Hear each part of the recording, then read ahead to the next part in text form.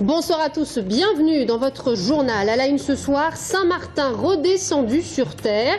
La dépose de la statue de la basilique s'est déroulée tout au long de la journée. Nous rejoindrons sur place Anaïs Michaud en direct du cœur historique de Tours, devant l'édifice religieux.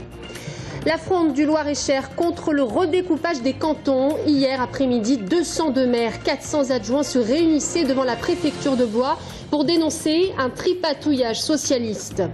Et puis en sport, le Tours FC s'est incliné face à Istres vendredi soir 1-0. Troisième défaite consécutive pour le club. Nous entendrons le coup de colère d'Olivier Pantaloni. Bonsoir à tous. À Tours, c'est l'événement du jour, la dépose de la statue de Saint-Martin qui s'est finalement redescendue sur terre après une série de difficultés pour la déboulonner. Anaïs Michaud, bonsoir. Vous êtes sur place en direct de la basilique. L'opération a donc duré toute la journée. Une opération à haut risque qui a réservé son lot de surprises. Exactement, c'est l'image du jour. Là, on la voit à terre, elle a une taille impressionnante, plus de 4 mètres de haut. Mais c'est aussi une lourde statue, elle devait faire 1 tonne 7. En fait, elle fait 2 tonnes 4. C'est donc la surprise. Une dépose qui n'a pas été simple, puisque les engins sont arrivés à 7 h du matin. Ils l'ont d'abord attachée, puis ensuite ils ont découpé le socle. À peu près vers 10 h, ils ont débuté pour une dépose qui a fini 7 h plus tard. Voilà, donc écoutez les explications de Dominique Deray. Ils ont découpé le socle, on s'est rendu compte qu'il n'y avait pas de fixation à l'extérieur, il a fallu rentrer à l'intérieur de la statue et déterminer comment était fixée la statue. Et après plusieurs essais de sciage, de coupage de poutrelles métalliques, il a fallu prendre une disposition radicale de scier à l'intérieur de la statue son ossature qui a permis de la couper de son socle. On entend gueuler dans l'oreillette, c'est...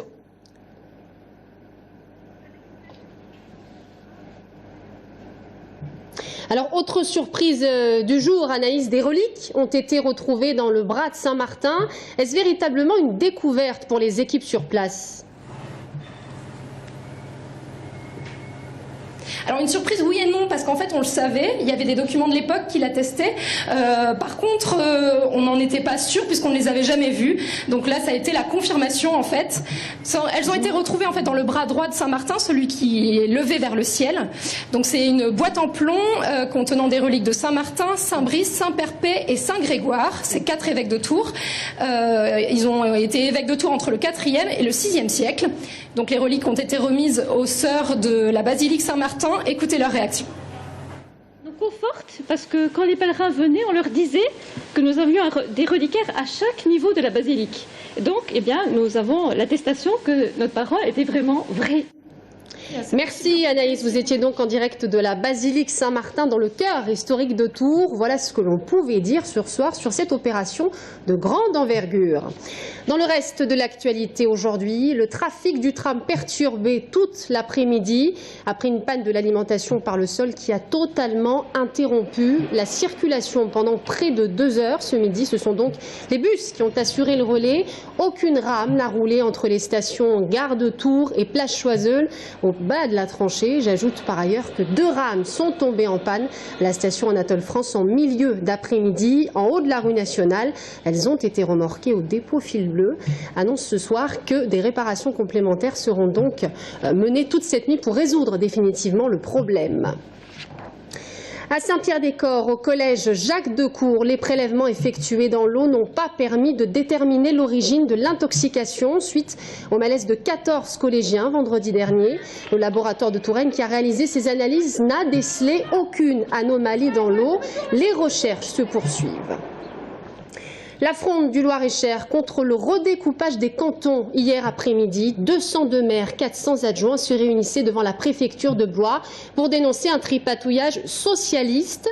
À l'initiative de cet appel, le président du Conseil général, Maurice Leroy, qui entend aujourd'hui saisir le Conseil d'État. À ce jour, 52 départements sur les 98 concernés, dont 14 présidés par la gauche, se sont exprimés contre ce redécoupage. Reportage à Blois.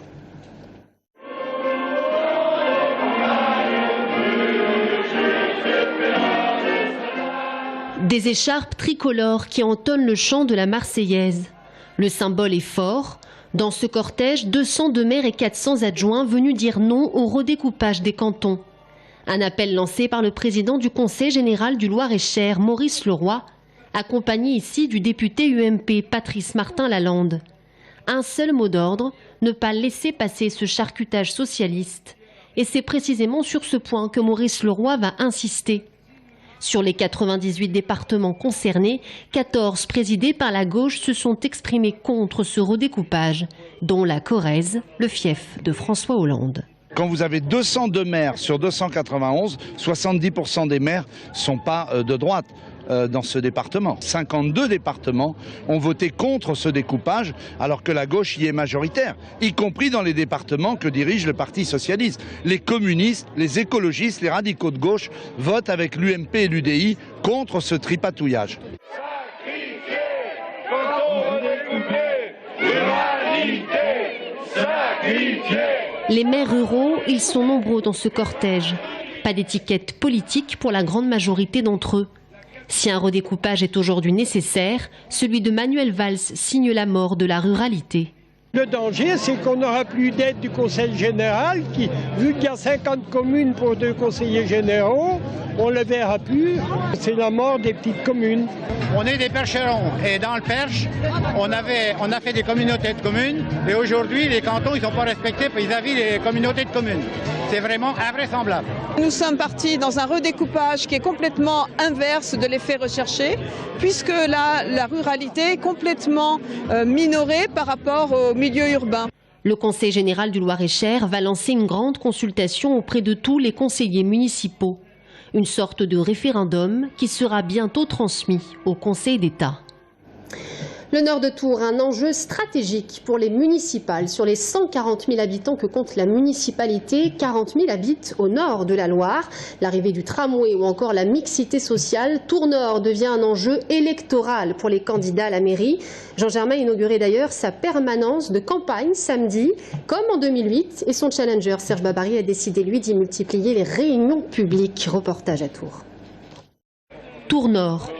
Jean Germain et ses proches arrivent pour inaugurer la permanence de campagne du maire sortant. C'est d'ailleurs ici même que la socialiste Claude Roiron a réalisé son meilleur score aux élections cantonales de 2011. Rien de bien nouveau pour Jean Germain, qui dispose comme à chaque échéance électorale de 2 permanences. L'une au cœur de la ville, l'autre au nord de la Loire. Le nord de Tours, qui rassemble près de 40 000 habitants. Un enjeu stratégique pour remporter une élection. Tours Nord a été longtemps ignoré par la municipalité et j'ai considéré en 1995 que les gens de Tours Nord avaient les mêmes droits que les autres personnes à Tours. Et donc petit à petit on a équipé ce quartier, mairie, médiathèque, piscine, etc. Et puis le tramway est venu faire le dernier trait d'union. Et son directeur de campagne en est bien conscient. Michael Cortot, également premier secrétaire fédéral du Parti socialiste, est loin de sous-estimer le nombre de voix importants qu'il faut aller chercher au nord de la Loire. Ce territoire est un territoire qui compte pour la ville. C'est lors du rattachement des 2 communes de Symphorien et Saint-Radegonde, c'est le territoire qui avait permis un développement de la ville au nord. Et aujourd'hui, lorsqu'on dit que Tours c'est une ville de 140 000 habitants, on oublie un peu vite que près de 40 000 de ces habitants habitent au nord de la Loire. Serge Babary a bien saisi lui aussi l'importance d'être présent à Tours Nord. Le challenger de Jean Germain ne dispose lui que d'une seule permanence en plein cœur de la ville, mais organise de nombreuses réunions publiques au nord de la Loire. C'est une zone très diverse, avec des quartiers très très différents. On va avoir beaucoup de nos colistiers qui seront originaires des quartiers nord de la ville. Je pense en proportion normale de la population, près d'un tiers d'entre eux proviendront des différents quartiers de Tours Nord. On ne peut pas s'intéresser à Paul-Bert de la même façon qu'à Montconseil. C'est pas la même population, c'est pas les mêmes inquiétudes, c'est pas les mêmes sujets. Sur les 140 000 habitants que compte la ville de Tours, près de 40 000 habitent au nord de la Loire. Un territoire où il faut donc marquer son empreinte pour mobiliser le plus grand nombre d'électeurs. Et Michael Cortot et Frédéric Thomas, adjoints spéciaux à Tours-Nord. Si Jean Germain est réélu maire de Tours, Frédéric Thomas poursuivra donc sa mission d'adjoint spécial dans le quartier de Sainte-Radegonde. Michael Cortot, premier secrétaire du Parti socialiste, se consacrera lui au quartier de Saint-Symphorien. Il succède ainsi à la socialiste Claude Roiron, aujourd'hui candidate aux élections européennes du mois de mai. Et j'ajoute ce soir qu'une nouvelle liste s'opposera au maire sortant à Tours. Il s'agit de celle d'Anne Brunet, tête de liste Lutte ouvrière. Anne Brunet qui est également porte-parole de Lutte ouvrière en Indre-et-Loire. Je vous rappelle également qu'Europe Écologie Les Verts, le Front National et la liste C'est au tour du peuple sont candidats à Tours. On passe au sport. Le Tours FC s'est incliné face à Istres vendredi soir. 1-0, troisième défaite consécutive pour le club. Le Tours FC se retrouve ainsi 8e au classement. À l'issue du match, le coup de colère d'Olivier Pantaloni, l'entraîneur qui a reproché à Christian Kouakou son manque d'investissement lors de cette rencontre. On l'écoute. Quand on pense qu'on est des cadors de Ligue 2 et qu'on peut éventuellement aller jouer en Ligue 1, mais qu'on ne fait aucun effort, et forcément on devient un joueur très moyen, médiocre, voire même mauvais de Ligue 2 et on n'aide pas son équipe. Mais en revanche, c'est une belle victoire pour le TVB qui s'est imposé face à Saint-Nazaire 3-7-1. Ils avaient pourtant perdu le premier set, mais ont su renverser la vapeur. La paire Colin Smith, notamment, a fait des merveilles au contre. On écoute le passeur Nuno Pinheiro.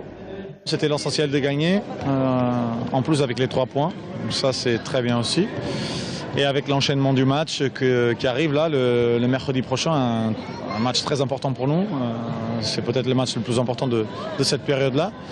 Et c'est ainsi que s'achève notre édition. Merci à tous de nous avoir suivis. Dans un instant, l'invité de la rédaction, Michel Chassier, candidat du Front National à Blois. À tout de suite.